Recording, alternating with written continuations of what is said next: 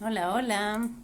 Este jueves se estrena en salas en todo Chile el documental El cielo está rojo de la directora Francina Carbonell, con quien vamos a conversar hoy, con Francina Carbonell, directora del documental El cielo está rojo, que se estrena este jueves. Hola Ramón, ¿cómo estás? Este jueves en salas de Santiago y de regiones. Es un tremendo sobre la tragedia del incendio de la cárcel de San Miguel en el 2010, que dejó a 81 personas privadas de libertad fallecidas. Hola Francina, ¿cómo estás? Hola Marisol, bien, ¿y tú cómo estás? Muy bien, te agradezco mucho este tiempo, sé que estás con hartas cosas. Esta semana se estrena tu esperado documental El cielo está rojo este jueves en salas de Santiago y de todo Chile. Es un documental necesario y ustedes han tenido un tremendo recorrido también por festivales internacionales. Se estrenó en Chile recientemente en el Festival de Valdivia, donde tuve la posibilidad de verlo, y venían llegando de Guadalajara, del Festival de Cine de allá, donde ganó el mejor documental. Cuéntanos un poquito, mientras se integran los amigos y amigas, cómo fue esa experiencia Sí, de recibir premios junto con Mis hermanos sueñan despiertos, que también tuvo 3 premios importantes allá, o sea, el cine chileno con una tremenda presencia en Guadalajara.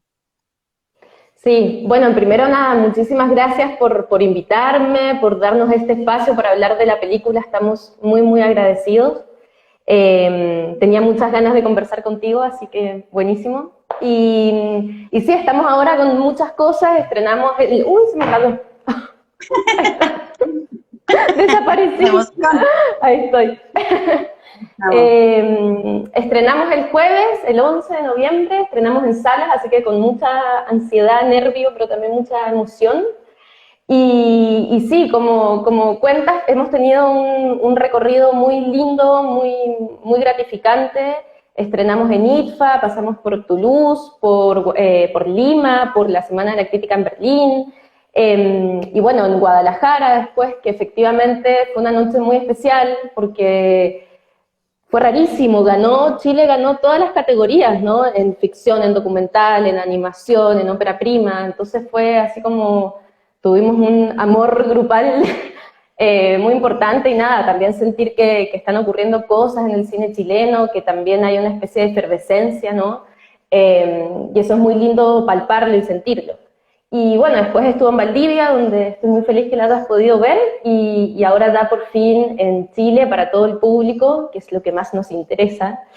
Así que muy contentos, muy contentos. Bueno, y también hoy día que se anunció la programación del Festival Internacional de Cine de Mar del Plata, también van a estar allá en estreno Sí, Argentina. Bueno, este es un documental, como hemos planteado, que no es fácil de ver en sus imágenes, pero es tan necesario. Han pasado ya casi 11 años desde el 8 de diciembre del 2010, cuando se produjo un incendio de dimensiones que comenzó en la Torre 5, en la cárcel de San Miguel, y este documental, El cielo está rojo, indaga en las imágenes de archivo. Cuéntanos del principio del proceso. Sabemos que tú tenías alrededor de 17 años cuando viste en las noticias esta situación y te caló profundamente. Y también mm, comentarios de ese momento que de verdad a uno le parecían impresionantes. Gente común y corriente que decía, bueno, eran delincuentes, da lo mismo. Y esa es mm, una actitud que no solo permanece, sino que, bueno, vemos cómo en nuestro país lamentablemente crecen expresiones fascistoides muy preocupantes, donde sí. los derechos humanos, que son la base de esta preocupación del documental sobre las personas privadas de libertad, son las que están ahí en cuestionamiento, ¿verdad? Entonces, ¿cómo fue el impacto para ti de 17 años enfrentarte a estas imágenes mediáticas y también a los comentarios brutales que se generaron en ese Mm, momento? sí, sí, yo creo que como muchos chilenos, me acuerdo muy bien ese día, efectivamente estaba en el colegio, estaba con compañeros de colegio y me acuerdo haber visto esas imágenes y, y que me fuese también muy difícil de verlas, de sostenerlas, de soportarlas, porque es una escena como, es como la peor pesadilla, ¿no? Es muy, muy horroroso. Pero, digamos, no solamente creo que fue como un impacto visual, sino que también fue comprender en ese momento de que era una tragedia que estaba ocurriendo a manos del Estado.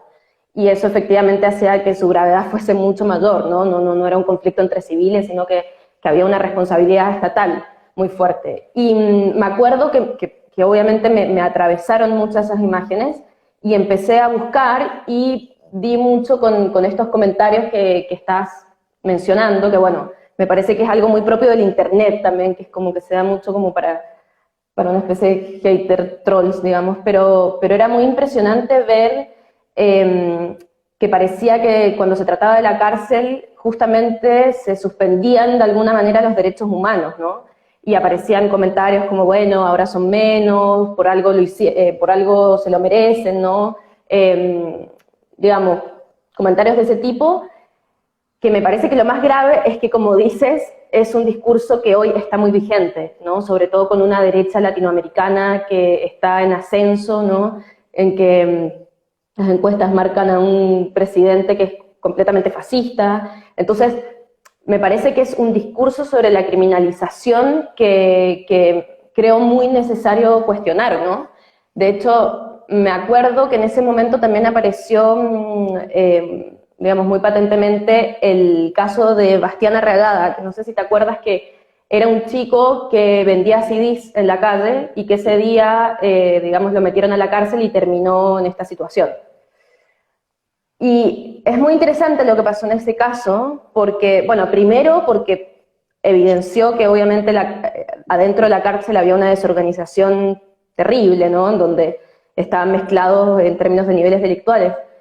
Pero sobre todo creo que era peligrosa también esa historia porque había un supuesto detrás de esa historia que era como, bueno, él merecía más la pena vivir que un violador o que alguien que mató a una persona, ¿no? Y es muy peligrosa también ese argumento, ¿no? Porque me parece que de parte del Estado el derecho a la vida ocurre para todas las personas más allá de los crímenes que hayan hecho, y digamos el castigo a eso es simplemente la privación de libertad. En ningún caso es la privación de los derechos humanos como ocurre hoy adentro de las cárceles. Sí, es muy clave lo que tú mencionas respecto de esta suspensión de los derechos humanos que en realidad no tiene por qué ser así. O sea, si una persona cometió un delito, se le condena por ese hecho en particular, pero no debe poner en riesgo su propia vida, como fue lo que ocurrió con estas personas. Entonces, para quienes están integrando esta conversación, estamos dialogando con Francina, que este jueves estrena su documental El cielo está rojo, que ha tenido un buen recorrido internacional y que cuenta básicamente la historia, o más que la historia, rescata archivos de una causa judicial sobre las 81 personas privadas de libertad que murieron calcinadas en la cárcel de San Miguel hace ya casi 11 años. El 8 de diciembre se cumplen 11 años. Así Cuéntanos es. cómo fue esta necesidad, o sea, esta posibilidad de acceder a una carpeta judicial y a los archivos con los que tú trabajas, que supuestamente eran públicos, pero a ti te costó casi 2 años poder tener acceso a esa carpeta. ¿Cómo fue el proceso? Sí. Bueno, fue un proceso largo. Cuando empezamos a investigar sobre este tema no sabíamos que existían todos estos archivos. Yo recordaba que había visto una cámara de seguridad en la televisión en un momento y me llamó mucho la atención, pero no sabía que existía más que eso. Y nuestro primer acercamiento en realidad fue con las familias y con la organización que surge de los mismos familiares, que se llama 81 Razones y que tienen ya una lucha muy larga de, 11 años.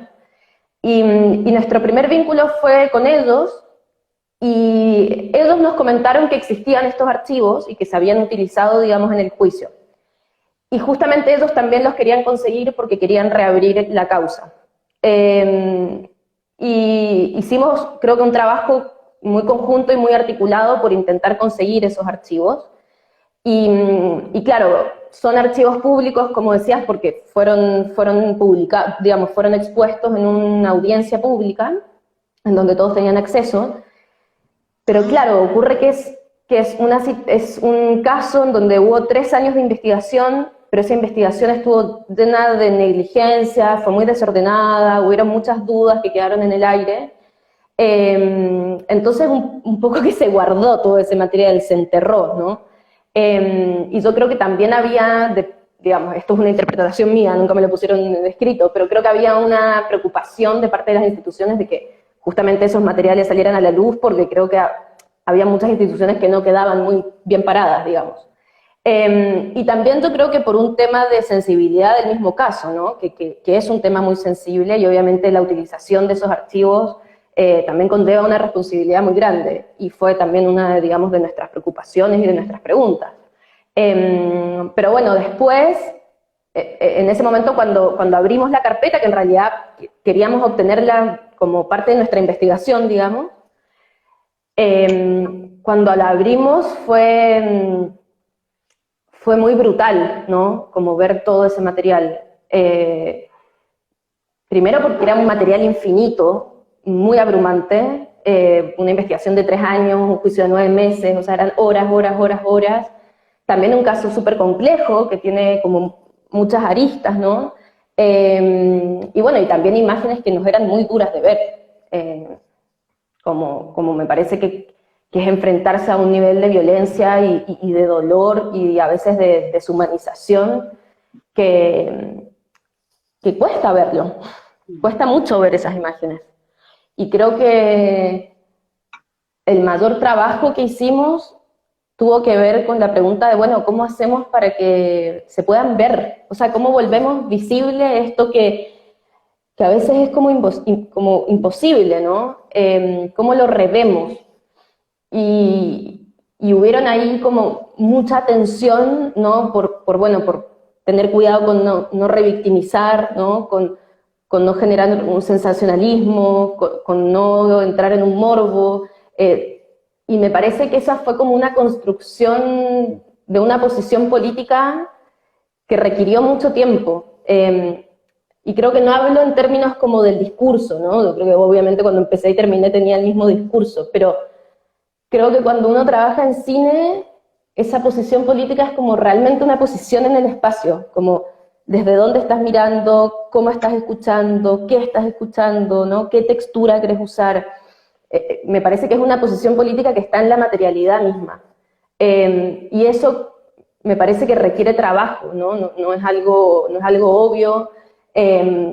Requiere también, me parece, estar en contacto con ese dolor, porque, bueno, una de las grandes cosas que tiene el cine, ¿no? Es como la dificultad de acercarse al dolor ajeno. Yo creo que es muy difícil, ¿no? Es muy difícil y uno siempre tiene un poco de temor de no estar a la altura, de no comprenderlo, ¿no? Y me parece que fue importante como arrojarnos y estar muy cerca de ese dolor y no solamente entender la película como una obra, ¿no? En sí misma, sino también como un puente, ¿no? Que nos permitía como comunicarnos. Y creo que esa comprensión y esa cercanía con el afecto de la familia, sobre todo, fue muy importante para poder hacerse cargo de esa emocionalidad, ¿no? No solamente como de la crónica o del causa y efecto, del proceso judicial, las trampas, sino también de todos los afectos que circularon esa noche. Y en ese trabajo previo con la organización 81 Razones, que justamente son familiares de personas privadas de libertad, ¿cómo fueron trabajando los límites o hasta dónde llegar? Ellos les plantearon cómo, porque debe ser muy, muy duro, muy, muy difícil no revictimizar si en realidad ver esa película a uno que no perdió un familiar es muy dura, muy dolorosa, y me imagino en el caso de ellos. Entonces me gustaría que hablaras de esta relación, de este trabajo. Ha habido críticas en otras películas chilenas de ficción que se hacen cargo de contar historias pero nunca se acercaron a los familiares de las víctimas, lo cual es un tremendo error. En el caso tuyo, ¿hasta dónde llegó el trabajo con 81 razones? ¿Cómo le plantearon la posibilidad de hacer una película sobre un episodio tan doloroso para ellos? Sí. Yo creo que primero tuvimos un primer acercamiento en donde nosotros no teníamos claro qué hacer. Y empezamos con esa pregunta, como no sabemos qué hacer, pero queremos hacer algo. Y también nos encontramos con muchos obstáculos, porque me parece que es un grupo humano que le tiene también mucha desconfianza a la cámara y a los medios, porque también creo que fue un episodio que fue muy mediatizado los primeros días, ¿no? Y que también se hicieron, a mi parecer, muchas transgresiones éticas en esa transmisión. Entonces, tenían mucha desconfianza y tenían también mucha rabia con la idea de que se genere como una obra en relación a eso, y que esa obra pueda como usufructar del dolor, ¿no? Que me parece en todo caso que es una aprehensión muy válida, ¿no? Probablemente nosotros, si estuviésemos en esa posición, también la tendríamos. Entonces, tuvimos ese primer acercamiento y fuimos mucho al espacio, como que estuvimos ahí habitando esos espacios, habitando las velatones, viendo las organizaciones que ellos querían hacer.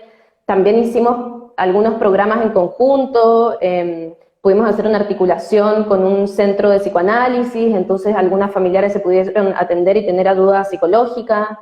Entonces como que hicimos programas que fueron un poco más allá de la película también, que también obviamente fue muy importante para ellos, para nosotros, ¿no? Entonces me parece que también hubo como un entendimiento de ese quehacer colectivo, que obviamente cuando uno está en el día a día y tenés que organizar cosas y hacer cosas, te vas acercando como algo, nada, más íntimo. Y sobre todo trabajamos con César Pizarro, que es uno de los hermanos de los chicos fallecidos y un poco quien preside la organización, y él también nos fue acercando a las familias, que también creo que fue súper bueno entrar también desde su lado, porque bueno, es alguien a quien respetan mucho, es alguien muy comprometido, que ha estado constante en la lucha desde que ocurrió este episodio.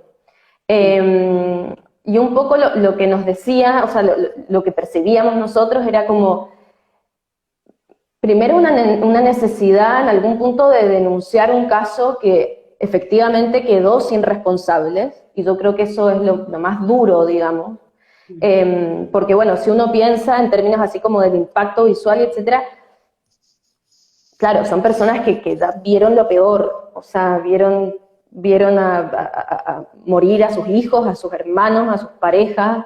Entonces me parece que más bien era como esa impotencia de, sobre todo, una discriminación, que yo creo que fue muy, muy evidente, ¿no? De una discriminación como hacia la pobreza. Y en ese momento ni siquiera habían recibido una indemnización. Entonces, creo que eso es lo más fuerte que nos llegó. Ahora, obviamente era como yo estaba montando y bueno, no tenía forma como de consultarle, y también me parece que hubiese sido como una práctica imposible. Entonces, sí, lo que hice fue como comentar bastante, ¿no? Dentro de, sobre todo, las familias organizadas, porque también pasa que son 81 personas y de esas 81 son 10 por familia y muchas están inubicables o ya no se juntan. Entonces, también tuvimos como mucha dificultad para contactar a todos, ¿no? Y bueno, siempre habrá alguien, ¿no? que se nos va, pero hicimos como todo ese esfuerzo, ¿no? Y nos pasó que, claro, yo terminé medio de sopetón la película y quedó inmediatamente seleccionada en ITFA. Y con la Gabriela Sandoval, claro, tuvimos una conversación que era como, qué felices que estamos, pero no queremos mostrarle primero en Europa que a las familias, ¿no? Que era como, en realidad, a mí personalmente eran la mirada que me importaba, los ojos que me importaban, y si ellos, digamos, no encontraba que les violentaba o que no les gustaba la película, era difícil que me hiciera también sentido. Y organizamos justo una función antes de la pandemia, como 2 días antes de que nos metieran en cuarentena, perdón, pudimos hacer una función en Matucana 100 al aire libre. y que fue súper, además muy emotivo, porque fue un día después del 8 de diciembre en donde se cumplían 10 años.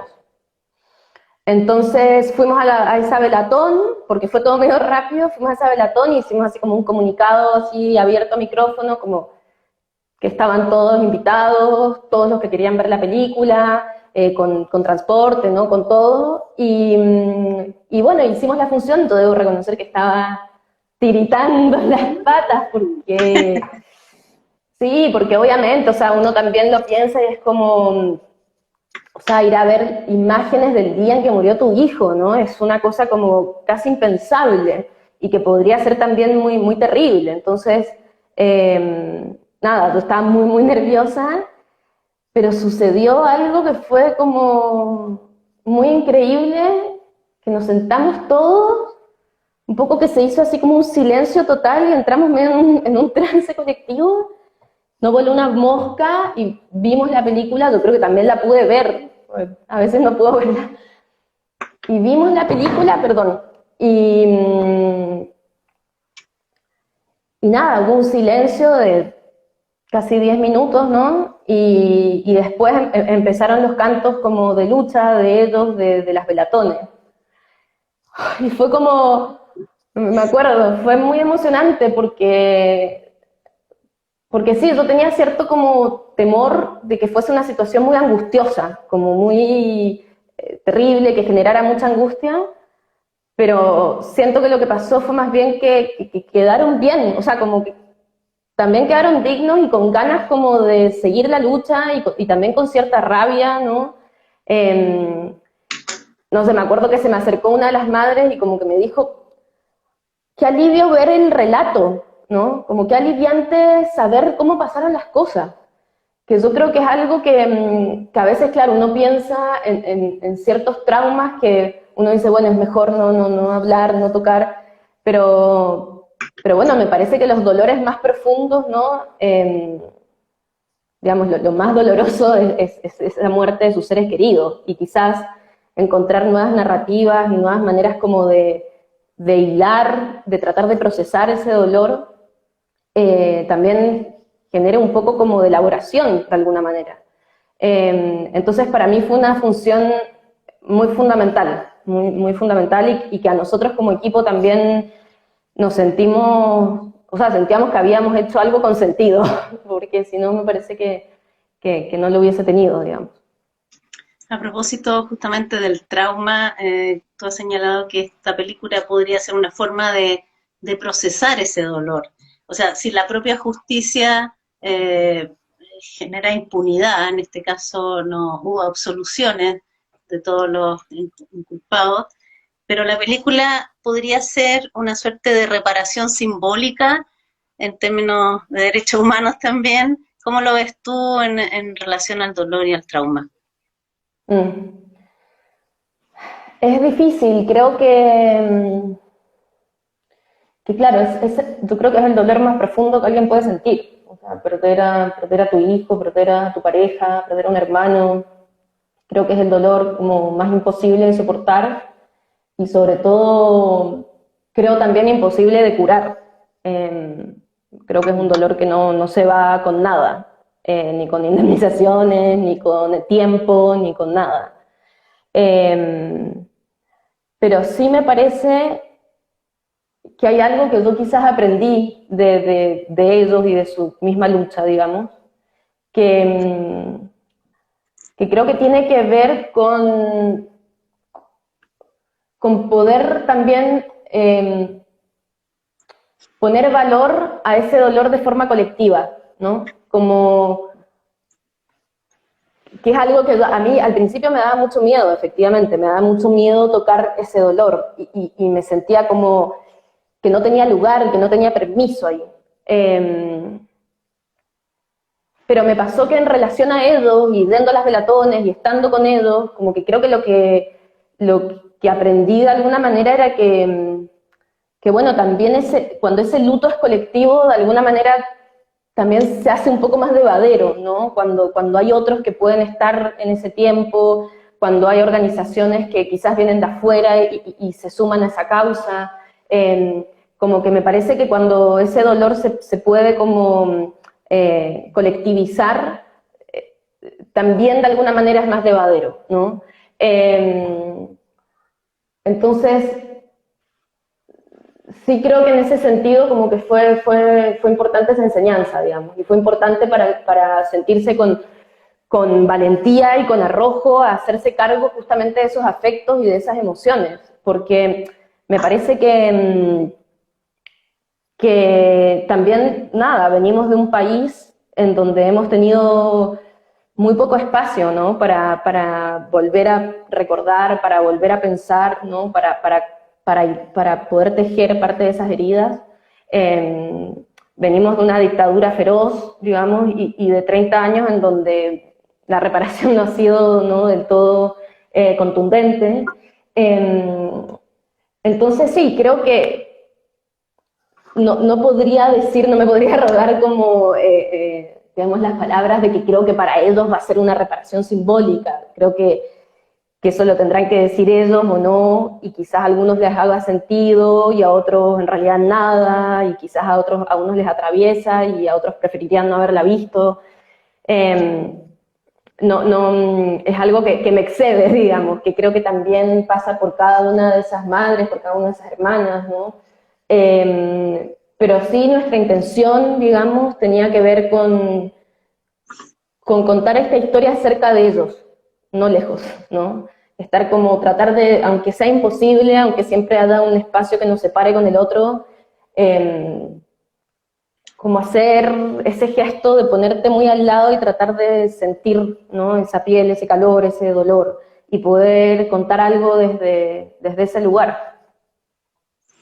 En materia de los archivos que encontraron, ustedes encontraron archivos de las cámaras que grabaron ese momento terrible del incendio de la cárcel de San Miguel hace ya casi 11 años, también reconstituciones de escena de la carpeta judicial, informes, ya sabemos que había mucho material, cómo fueron seleccionando, qué ese era el tipo de material que iban a usar finalmente.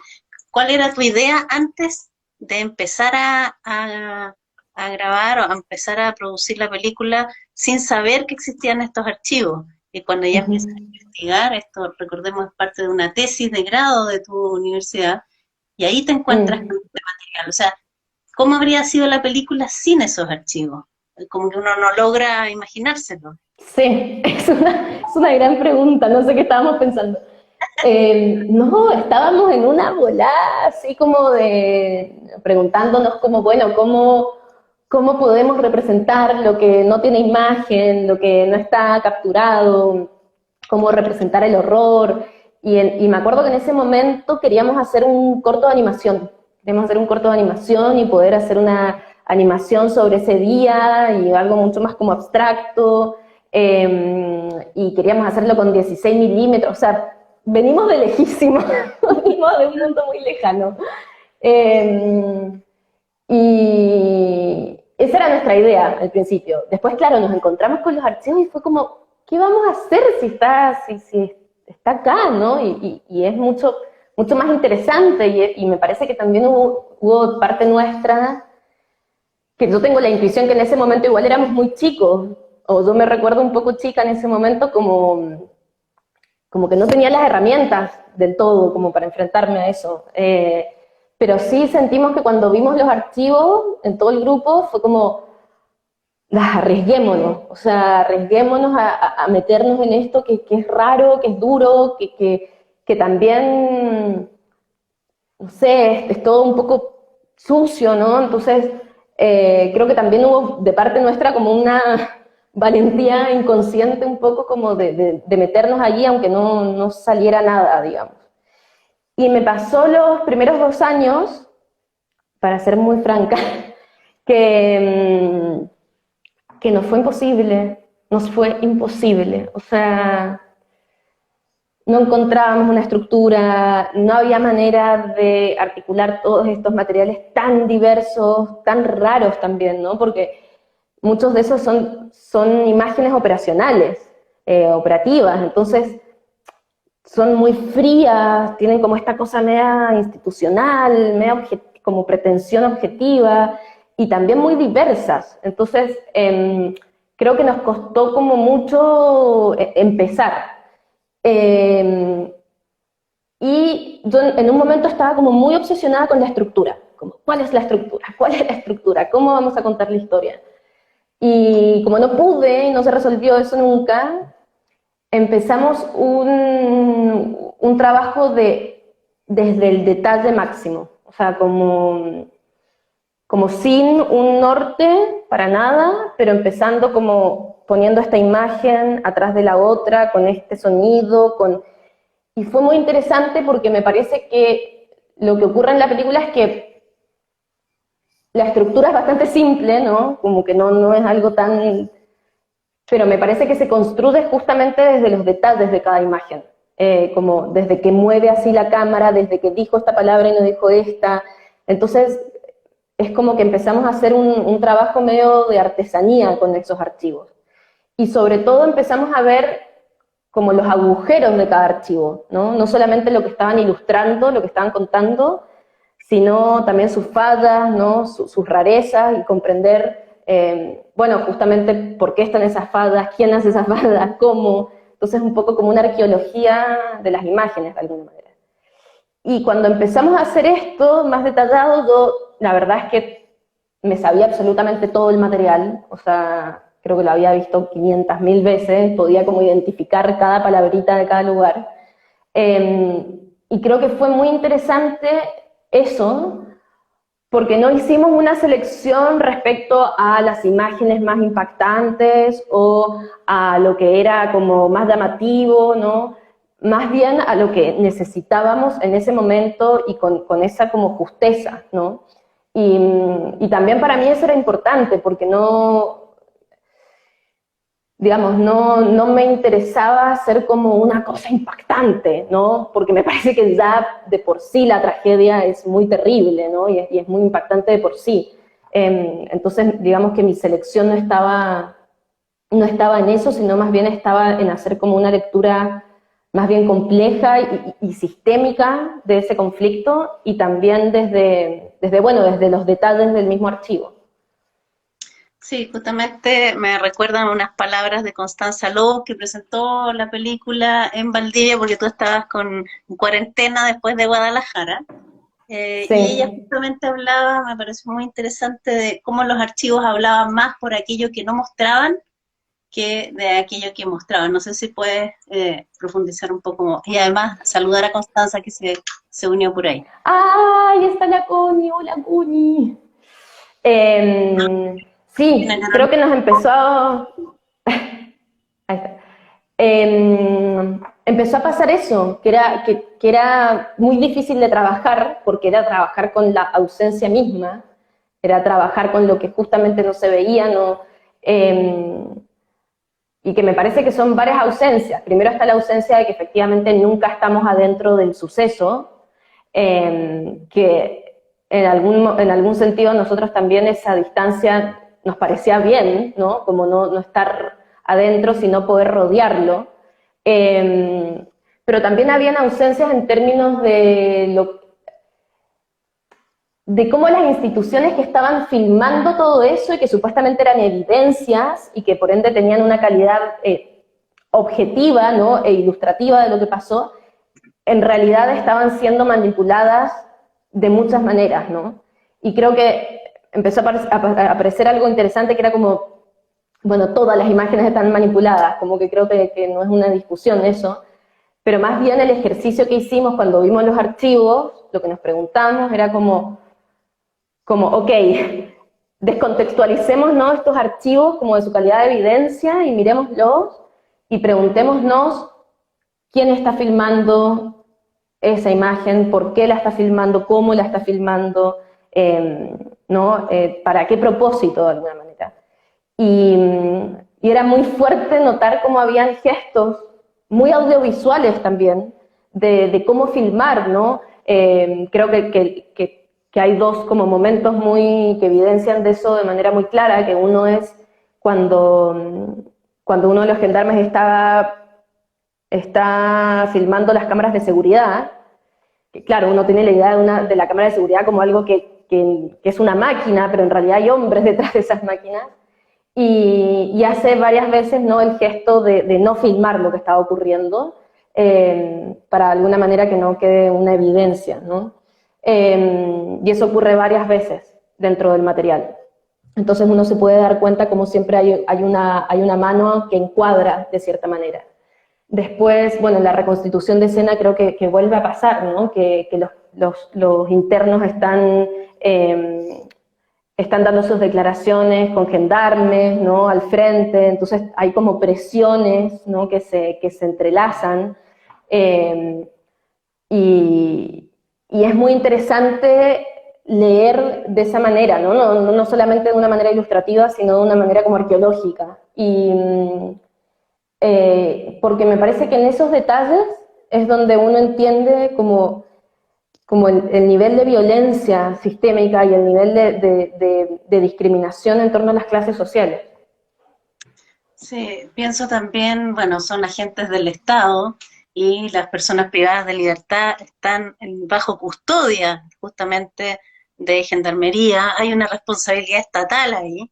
Y pienso en la manipulación de las imágenes, no solo en gendarmería y en este caso con esas escenas que marcan muy bien lo que tú has planteado, de lo que no se ve, sino también en cómo se manipulan, por ejemplo, las cámaras GoPro de carabineros, de fuerzas especiales, que se supone que deberían ser la evidencia y que sin embargo muchas veces se descontextualizan o justo no estaban grabando en ese minuto, cosas por el estilo. Sí, ¿Cuál es tu reflexión sí. respecto a la manipulación?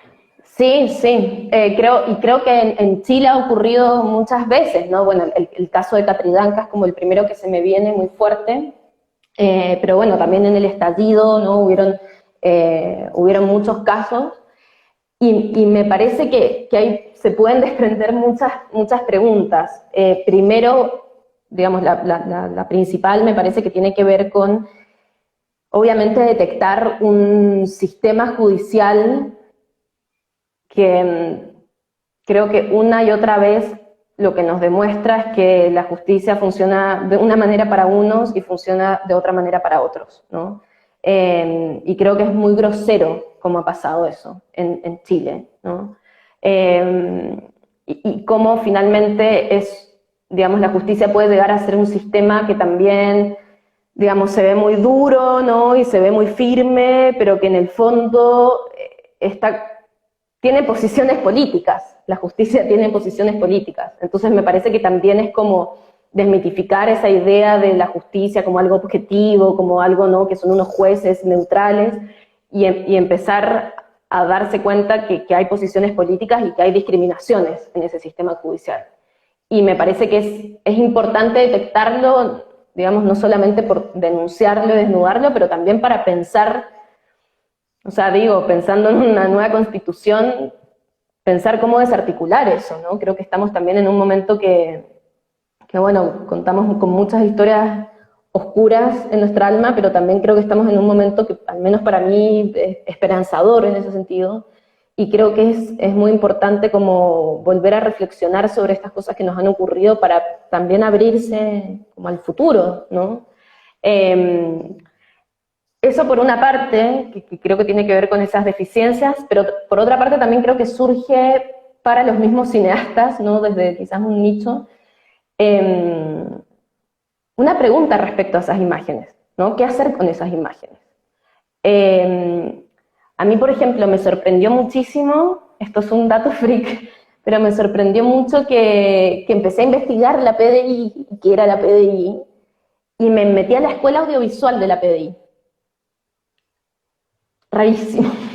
Te invito a que te metas a la escuela audiovisual de la PDI, porque tienen ramos como objetividad 1, objetividad 2, o sea, cómo filmar una imagen de forma objetiva, como es una idea muy delirante. Cuando justamente en las carreras de cine no se enseña lo contrario, como cómo filmar algo con intención. Pero también me parece que hay una responsabilidad con las personas que trabajamos en torno a la imagen, de tomarse muy en serio las imágenes, de tomárselas muy en serio y también de hacer un labor desde nuestra parte de cuestionar muchas veces imágenes o archivos o imágenes que pueden servir también para causas judiciales o etcétera, también para hacer como un trabajo de cuestionar realmente esas imágenes, ¿no? No decir simplemente todas imágenes no son manipuladas, sino veamos cómo, ¿no? Y en ese sentido sí creo que es como una pregunta muy, muy interesante y muy atingente, digamos, desde nuestro sector. Respecto de la subjetividad de las imágenes y de la autoría, justo por ahí estaba Tatiana Massú, que es argentina, que hizo Caperucita, Sí, que está ahora la amamos. en las salas, Río Turbio, y en Docs Buenos Aires recién se generó una sección específica de mujeres, de autoras, en que está Tatiana. Entonces te pregunto por la particularidad del género en la dirección, que no es menor y no es casual que sean mujeres documentalistas las que están con una mirada súper crítica, no solo por un tema de escasez de recursos, que es una de las razones por las cuales hay más mujeres en documental que en ficción, sino también yo noto a nivel latinoamericano muchas mujeres que están haciendo un trabajo muy, muy crítico. ¿Cómo trabajas tú el género en tus producciones? Bueno, primero con Tatiana, nada, a mí me vi Río Turbio y me fascinó, y también fue muy lindo porque pudimos tener una conversación en Doc Montevideo, Ah, cierto. en donde encontramos muchísimos puntos en común y intereses, y a ambas nos hizo sentido las películas de la otra, entonces como que fue un encuentro muy, muy lindo y muy fructífero, y a mí es una película que me hizo pensar muchísimo. Y creo que es muy interesante lo que estás preguntando, porque creo que son películas también que ingresan a mundos muy masculinos. O sea, como que la cárcel no puede ser un mundo más masculino, en el caso de Río Turbio, ¿no? Como todo la minería, ¿no? Que es algo como muy de hombre. Y fue muy extraño porque nosotras cuando empezamos en la universidad éramos 5 mujeres y un hombre, y después se siguió extendiendo el trabajo y también, digamos, fueron en su mayoría mujeres, no por algo tan seleccionado, sino porque simplemente creo que yo, no sé, me parece que el feminismo a todas nos ha atravesado de una manera muy, muy profunda. Y me parece que a las que nos ha atravesado estamos posicionadas como desde un lugar que fue como, perdón, que fue como destaparse el oído, y darse cuenta de algo que ya no podés volver a tapártelo. Y darse cuenta de una posición en donde estábamos siendo agredidas, violentadas, y que no teníamos las herramientas para decirlo y que no lo podíamos ver. Entonces, de alguna manera me parece que también ese ejercicio nos ha permitido tener una lectura como mucho más compleja y mucho más acuciosa de estructuras y sistemas sumamente patriarcales, ¿no? O sea, más allá de que sea una cárcel de hombres, la cárcel en sí es una estructura así como da la estructura clásica del patriarcado, ¿no? Como esta idea del castigo, ¿no? Del panóptico, de encarcelar, ¿no? Y creo que también, sí, creo que también no solamente nos ha permitido hacer esa lectura, sino también me parece que nos ha dado fuerza para sentir que teníamos espacio ahí, que podíamos decir algo, que ese sistema que había sido, ¿no?, hecho por unos señores, también nosotras podíamos ir a derribarlo, y eso es difícil. O sea, a mí me pasaba muchas veces cuando estábamos haciendo el proyecto que era como, ¿por qué te vas a meter acá? ¿No? Como este lugar, qué horrible, ¿por qué todos ustedes se interesaron por esto? Cuando íbamos a entrar a la cárcel era así como, les va a pasar algo terrible. Que me parece que es cierto que ha habido como un historial, ¿no? Más bien, no un historial, un prejuicio hacia el cine de mujeres que tiene que ver con que tocan temas, ¿no? Más como sensibles, más no sé qué, y me parece que quedó ese historial, no lo reconozco en las temáticas, lo reconozco en cierta sensibilidad. Cuando veo películas de mujeres, digamos, y otras también de hombres, pero que tienen una sensibilidad femenina, me parece que lo que noto es como un trabajo más de tacto con las cosas, más afectivo con las cosas. Que eso lo noto en el documental de Tatiana, lo noto en el documental de, no sé, Carolina Moscoso, ¿no? De compañeras también de la Universidad de Chile, que es como poder enfrentarse a lo más horrible, poder enfrentarse a esa oscuridad, pero enfrentarse también desde el afecto. Y eso me parece que, digamos, que es muy importante para nosotras, pero también me parece que en términos del cine y de las películas también está abriendo y está muy efervescente y está proponiendo, y creo que también son propuestas también muy políticas, ¿no? Son muy políticas, pero me parece que no desde un discurso como de las grandes consignas, de los grandes relatos, sino desde una política un poco más íntima también. Bueno, cuando uno se pone las gafas violetas, nunca más puede ver la realidad si no es con una mirada crítica en términos de género. Es heavy. Y es bien impresionante la solidaridad que se genera entre las mujeres, particularmente entre las documentalistas, con otros grupos históricamente discriminados, como las infancias, por ejemplo, el caso de Claudia Guayquimilla tiene mucho de eso, en este caso las personas privadas de libertad, las comunidades indígenas. No sé si tú ves esa alianza, esa mirada como ya desde la estructura, ¿no? Uh-huh. Sí, como que siento que estoy pensando en voz alta, quizás lo que diga no tiene sentido, pero siento que no sé, claro, no sé si es como una nueva temática en términos, qué sé yo, el cine carcelario. Uno podría así como traer, ¿no? Como cine sobre las cárceles, etcétera, desde muchos años y muchas películas. Pero es verdad que creo que la película de la Claudia Guayquimida, veo también a Cata Alarcón, que está trabajando en Volver a Casa, la Tana Dilbert, que también está trabajando en un documental sobre mujeres y cárcel. También estaba Me ahí, parece. no estaba escuchando también. Sí, sí.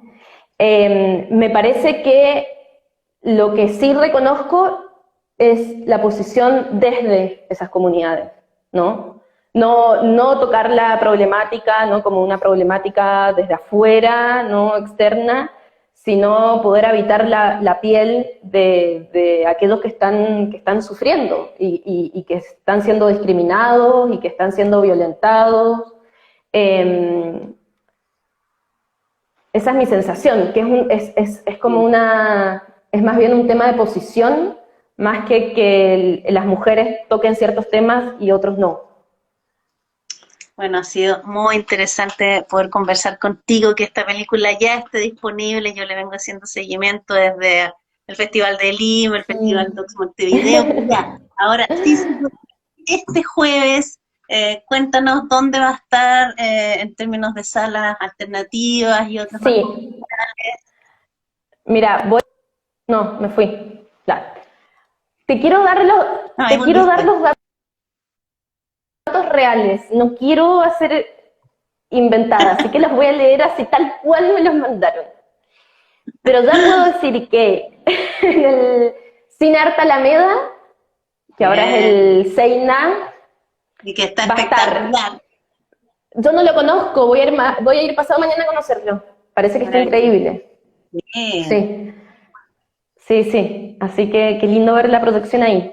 Va a estar el Cine Arte Alameda, va a estar en Matucana 100, va a estar en el Cine del Costanera Center, va a estar en el Cinépolis de la Reina, el ex Hoyts, va a estar en el Cine del Mall de la Florida, va a estar en regiones, Antofagasta, va a estar en Valparaíso, en Insomnia, en Puerto Montt, en Punta Arena, Así que vamos a poner toda la información y están todos muy, muy, muy, muy invitados a verla. Creo que es una película dura, es dura, pero también me parece que es una película que nos deja como ingresar a una realidad y ingresar desde un lugar también empático, y sobre todo creo que es una película que genera mucha reflexión y mucha conversación, y eso me parece que es lo que más nos importa.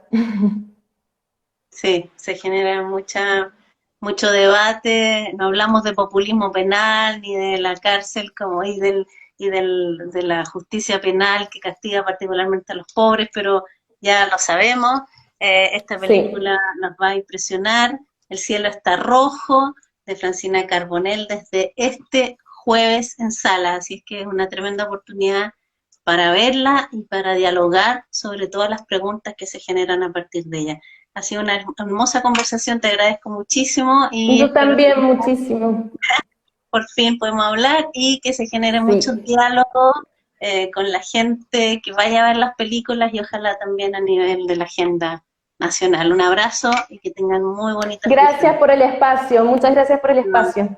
Fue un muy lindo abrazo. conversar contigo. Chao, que Igualmente. estés bien. Chao.